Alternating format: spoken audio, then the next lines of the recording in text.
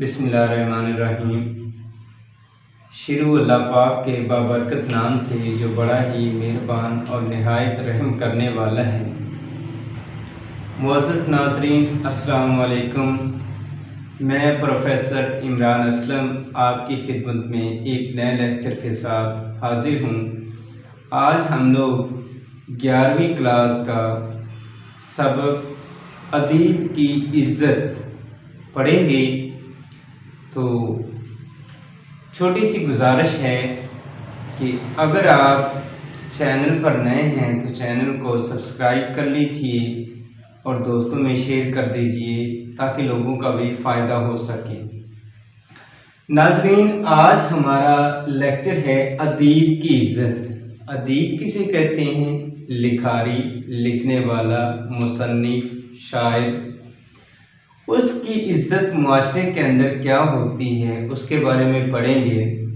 ہم اس چیز سے تو بخوبی باخبر ہیں کہ جتنے بھی شعراء کے بارے میں ہم پڑھتے ہیں، جتنے بھی ادیبوں کے بارے میں پڑھتے ہیں، تو ان کی زندگی کے اندر ان کی کوئی اتنی قدر و قیمت نہیں ہوتی۔ جب اس جہاں سے چلے جاتے ہیں تو ان کا جو سرمایہ ہوتا ہے لکھا ہوا، اس کو لوگ جانتے ہیں، پہچانتے ہیں اور پھر جا کر اس کی قدر کرنا شروع کرتے ہیں۔ تو آپ تاریخ کے جتنے بھی شعراء ہیں، ادیب ہیں، ان کی تاریخ اٹھا کر دیکھ سکتے ہیں تو عموماً ایسا ہی ہوا ہے، چند ایک کے علاوہ۔ آج ہم جانیں گے ادیب کی عزت، اور لکھنے والے لکھاری کا نام ہے جی منشی پریم چند۔ منشی پریم چند کے نام سے ہر بندہ بخوبی واقف ہے۔ ان کا اصل نام تھا دھن پت رائے۔ تو انڈیا کے اندر پیدا ہوئے اور انڈین دیہاتوں کو بخوبی پرکھا، جانا، اس کے بارے میں لکھا۔ تو انڈیا کا جو دیہاتی کلچر ہے اس کے بارے میں سب سے زیادہ جو لکھا ہے وہ منشی پریم چند نے ہی لکھا ہے۔ منشی پریم چند ایک بہت بڑے افسانہ نگار کا نام ہے۔ ان کا اصل نام دھن پت رائے تھا۔ تو افسانہ نگاری کو جس نے بندے نے متعارف کروایا اردو ادب کے اندر وہ منشی پریم چند ہیں۔ مختلف آرائیں ہیں دو بندوں کے حوالے سے، ایک سجاد حیدر یلدرم، ایک منشی پریم چند۔ کچھ مانتے ہیں کہ پہلے جو افسانہ نگار ہیں وہ منشی پریم چند ہے اور کسی کا کہنا ہے کہ سجاد حیدر یلدرم ہے۔ تو بہرحال ہماری یہ بحث نہیں ہے۔ تو منشی پریم چند کے حوالے سے ہم تھوڑا اور جانتے ہیں۔ ترقی پسند تحریک چلی تھی 1936 کے اندر۔ ان کی بنیاد یا ان کے بانیوں کے اندر جس بندے کا شمار ہوتا ہے اس کا نام منشی پریم چند ہے۔ منشی پریم چند ابتدا میں جس نام سے یا کلمی نام جو ہوتا ہے شعراء کا، ادیبوں کا، جس سے لکھا کرتے تھے وہ تھا نواب رائے۔ نواب رائے کے نام سے یہ لکھا کرتے تھے، یہ ان کا فرضی نام تھا۔ تو اس کے بعد ہے جی ان کے کچھ افسانے جن میں سوز وطن ہے، خواب و خیال ہے، پریم 25سی، پریم 32سی، اس طرح سے انہوں نے افسانے لکھی ہیں۔ بازار حسن لکھا ہے، نرملا لکھا ہے، گاؤدان لکھا ہے، اور اس کے ساتھ ساتھ جو افسانہ ہے اس کا نام ہے جی آخری تحفہ۔ آخری تحفہ جو افسانہ ہے اس میں سے یہ ہمارا آج کا سبق لیا گیا ہے جس کا نام ادیب کی عزت ہے۔ تو یہ ہم نے جانا مصنف کے بارے میں۔ مصنف میں سے بے شک کوسچن نہیں آتا، لیکن مصنف کے بارے میں نالج کے لیے آگاہی رکھنا ضروری ہے، پھر ہم کیا ہے اپنے متن کے بارے میں صحیح طرح سے آگاہی حاصل کر سکتے ہیں۔ تو اس کی کہانی کے میں نے کچھ پوائنٹ بنائے ہیں۔ افسانہ یعنی جو ادیب کی عزت ہے اس کے کچھ پوائنٹ بنائے ہیں جن کی مدد سے ہم خلاصے کو تیار کر سکتے ہیں۔ اس میں دیکھیے سب سے پہلے یہ قمر صاحب ایک ادیب ہیں۔ ادیب کا کام کیا ہوتا ہے؟ لکھنا، پڑھنا، لکھنا، لکھانا، یہ اس کا کام ہوتا ہے۔ تو مصنف جو قمر صاحب ہیں ان کا ایک فرضی کردار لیا گیا ہے۔ کردار کا نام ہے قمر صاحب۔ یہ ایک لکھاری ہیں، ادیب ہیں۔ قمر صاحب ہمیشہ لکھنے کے اندر مصروف رہتے ہیں۔ صبح اٹھے ہیں اور اٹھ کر انہوں نے ناشتہ کیا ہے۔ ناشتہ کس کے ساتھ کیا ہے جی؟ ان کا ناشتہ ہے قہوہ کا پینا، یعنی قہوہ جس کو ہم کہتے ہیں، اور وہ بھی یعنی صبح چائے جو ہم پیتے ہیں، تو چائے میں کیا ہے جی؟ اس کے اندر دودھ بھی شامل نہیں ہے اور اس کے اندر چینی بھی شامل نہیں ہے۔ اور اس کے ساتھ ساتھ ایک چیز دکھائی گئی ہے کہ مصنف کی جو بیوی ہے اس کا کیا کردار ہے اس پورے افسانے کے اندر، اس کو بیان کیا گیا ہے۔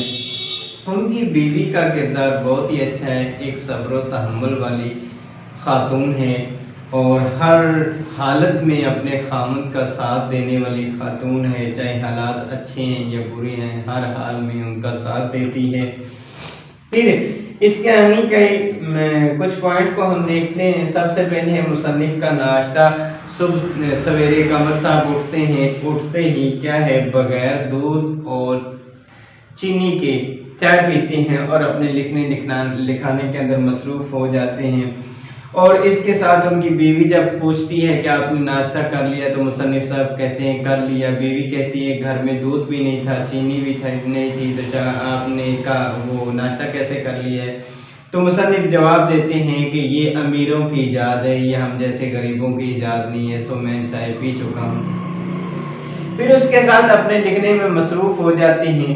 ان کا ایک خیال ہوتا ہے کہ وہ جو اس وقت کی تصنیف لکھ رہے ہوتے ہیں، وہ ان کو حالیہ صدی کی بہترین تصنیف معلوم ہوتی ہے کہ وہ انہیں گمشدگی کی تہوں سے نکال کر عیاں کر دے گی، لوگوں کے سامنے مشہور کر دے گی، لیکن یہ ان کا خام خیال ہوتا ہے جو کہ پورا نہیں ہو پاتا۔ بیوی ان کو مشورہ دیتی ہے کہ ادیب قمر صاحب آپ کچھ چہل قدمی کر لیا کریں، صبح سویرے سیر و تفریح کے لیے جایا کریں، اس سے انسان کی طبیعت بہتر رہتی ہے، اس کے اندر خوشگوار پہلو جنم لیتے ہیں۔ لیکن آگے سے وہ اپنی بیوی کو جواب دیتے ہیں کہ ہم غریب لوگ ہیں، ہم سیر و تفریح نہیں کرتے، یہ ایسے لوگ کر سکتے ہیں جو یا تو سرکاری ملازم ہیں یا جن کے کوئی جائیداد وغیرہ ہے، روپے پیسے والے امیر لوگ ہیں، وہ کر سکتے ہیں۔ پھر ساتھ میں اگلا پوائنٹ ہے جی، ایک رئیس کا دعوت نامہ ملنا۔ یہ ان دونوں میاں بیوی کا آپس میں شکوہ شکایت ہوتے رہتے ہیں۔ اس کے بعد ہے جی، ایک رئیس کے ہاں انہیں ایک دعوت نامہ کارڈ ملتا ہے جس میں انہوں نے ان کی ان کے ہاں دعوت پر شریک ہونا ہوتا ہے۔ اس رئیس آدمی کا جو نام ہوتا ہے وہ ہے جی راجہ صاحب۔ راجہ صاحب کے ہاں ان کو بلایا جاتا ہے دعوت نامہ پر، یعنی ایک تقریب پر۔ تو ان کی جو بیوی ہے اس کا نام سکینہ یہ جان چکی ہوتی ہے، ایک دور اندیش عورت ہوتی ہے۔ وہ انہیں روکتی ہے کہ آپ کو اس دعوت پر نہیں جانا چاہیے، کہاں ہم غریب آدمی اور کہاں وہ بڑے آدمی، تو اگر آپ وہاں پر جاتے ہیں تو آپ کی تذلیل ہوگی، آپ کی عزت نفس مجروح ہوگی، آپ کو نہیں جانا چاہیے۔ لیکن یہ اظہار کرتے ہیں کہ مجھے جانا ہے، باضد ہو جاتے ہیں، انہیں جانا ہوتا ہے۔ تو پھر کیا ہے جی، ان کے بعد ہے جی کہ وہ اپنی تیاری میں مصروف ہو جاتے ہیں۔ قمر صاحب نے صبح سے لے کر شام تک تیاری کی ہے، اس کے لیے نظم لکھی ہے، تمام چیزیں تیار کی، اپنا جو پھٹا پرانا لباس تھا اس کو تھوڑا سیٹ ویٹ کیا ہے، اور اس کے بعد تیاری میں سارا دن مصروف رہتے ہیں۔ پھر اگلا اس کا پوائنٹ ہے جی شرکت کے لیے نکلنا۔ جب وہ شام کے وقت شرکت کے لیے نکل رہے ہوتے ہیں، بیوی کہتی ہے تھوڑی لیٹ کر لو تاکہ دیے جل جائیں، اس وقت جانا تاکہ لوگ دیکھ نہ سکیں۔ لیکن جیسے ہی وہ شام کو نکلتے ہیں شرکت کے لیے، تو راستے میں کچھ لوگ دکاندار جن سے ادھار لیا ہوتا ہے وہ اپنا قرض مانگتے ہیں، तो उन कर्जदारों से पहले तो छुप रहे होते हैं, लेकिन जिस दिन दावत पर जाना होता है तो वो सीना तान कर बाजार का चक्कर लगाते हैं। एक दफ़ा जब मन नहीं पड़ता, दूसरी दफ़ा, तीसरी दफ़ा चक्कर लगाते हैं। और जब दुकानदार कर्ज मांगते हैं तो उन्हें ये कहकर मरूब कर देते हैं कि मैं राजा साहब के यहाँ जा रहा हूँ, मैं किसी आम बंदे के यहाँ नहीं जा रहा, बल्कि मुझे राजा साहब ने बुलाया है। ये मामला तो हम बाद में देख लेंगे, आज मैं जो है ना राजा साहब के यहाँ जा रहा हूँ। बड़े उनको रोब दबदबे के साथ कहते हैं, और वो भी कह देते हैं ठीक है मियाँ, आपको बड़े आदमी ने बुलाया, आपको जाना चाहिए, और आप जैसे जो लिखारी हैं उनकी इज्जत व तकरीम वैसे लोग ही कर सकते हैं जो अमीर आदमी होते हैं। तो इसके लिए चले जाते हैं। फिर जैसे ही राजा साहब के बंगले पर पहुंचते हैं तो कुछ मनाज़र ये देखने को मिलते हैं कि जो दरबान होता है वो इनको रोक लेता है, वो इनसे कार्ड का मुतालबा करता है कि जो दावतनामा आपको दिया गया है उसका कार्ड हमें दिखाएं, जबकि बाकी लोगों से नहीं मांगा जा रहा होता है। तो इस तरह से राजा साहब, और वैसे भी ये जो लिखारी होते हैं ये बहुत ही रिस्पेक्ट वाले लोग होते हैं, इनको अपनी इज्जत का बड़ा ख्याल होता है। तो जब वो देखते हैं कि बाकी लोगों से ये नहीं कार्ड मांगा जा रहा तो मुझसे ही क्यों मांगा जा रहा है, वो इसलिए मांगा जा रहा होता है कि इनका जो हुलिया होता है वो वैसा होता है, फटी पुरानी सी उचकन वो पहन लेते हैं, एक सर पर बेतुकी सी टोपी होती है वो पहन लेते हैं, जले हुए जूते होते हैं वो पहनते हैं। गरीब आदमी के पास यही होता है, और क्या होता है। तो वो मांगते हैं तो ये गुस्से का इजहार करते हैं और कहते हैं जब राजा साहब आए तो उनको कह दीजिएगा कि कमर आया और वापस लौट गया। तो वो इधर उधर की बातें कर करा के उसे पता चलता है कि वाकई ये बंदे दावत पर आए हुए हैं, तो वो अंदर बुला लेता है। जब अंदर दावत पर चले जाते हैं तो राजा साहब कुछ अपने दोस्तों से कमर साहब का तारफ़ करवाते हैं, और वो जो दोस्त होते हैं वो अंग्रेज़ी लिबास से बताएं, यानी पैंट कोट के अंदर जो लोग होते हैं उन दोस्तों से तारफ़ करवाता है। तारफ़ जब करवाया जाता है तो जाहिर सी बात है, एक अमीर आदमी का जो तारफ़ करवाया जाता है वो एक और तरीके से करवाया जाते हैं, गरीब आदमी का और तरीके से।